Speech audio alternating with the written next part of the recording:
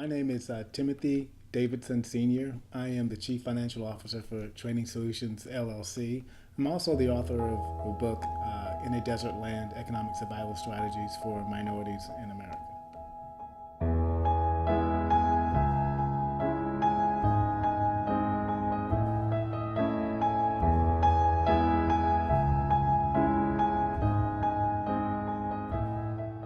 My experience writing this book was a journey, the best way I can describe it, of pouring out some thoughts and ideas that I've been accumulating over a number of years.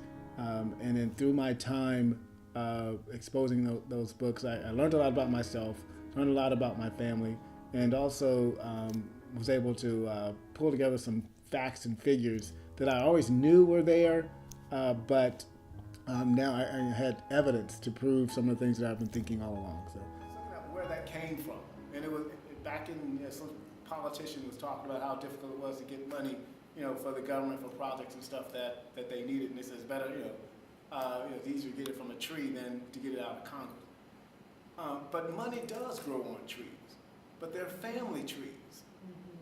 Mm-hmm. We have to think, beyond our generation, beyond our lives. I think a lot of us get stuck in just our lives. How do I make my life better?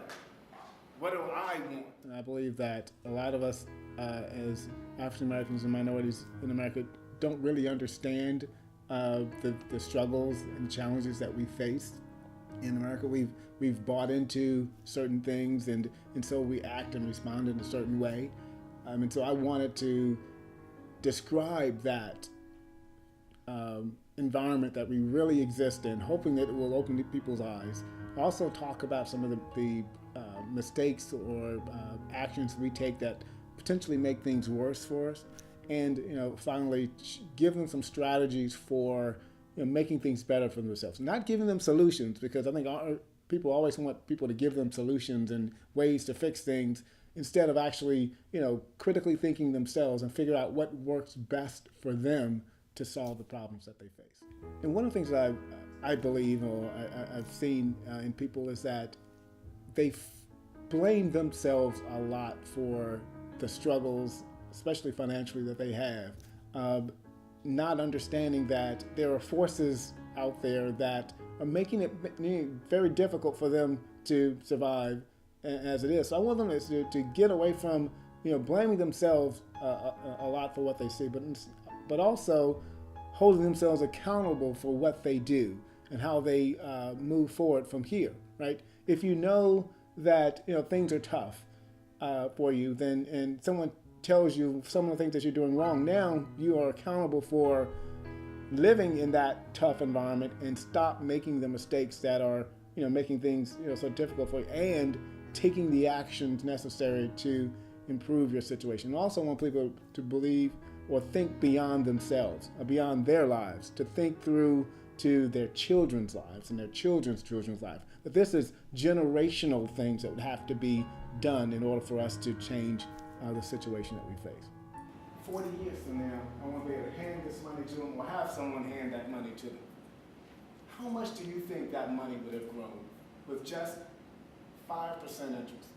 I think it enriched my view of the world. It also enriched my conversation I have with those who are close, near, and dear to me. My wife and my family can share some things with them that we really couldn't have conversations about in the past. And also I've gotten out of the fact that people really take to and understand what this book is about. They see themselves in this book. I have many people tell me that I was speaking their words, I was in their minds when I was reading it.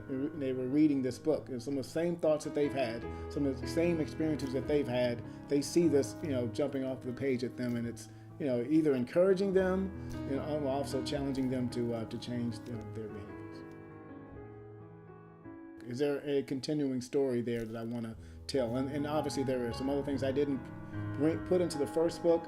I think I need to address in the second book that would give people a better view of the environment that we're in, and potentially give them some more strategies, some pointed strategies for making things better for them in the future. And then hopefully taking that message across the country. And that's obviously my heart's desire is for everyone to have an awareness of this book, whether it's giving it to them for them to read, or them sharing it amongst friends, so they can have a lively discussion about this, and hopefully that will lead to change.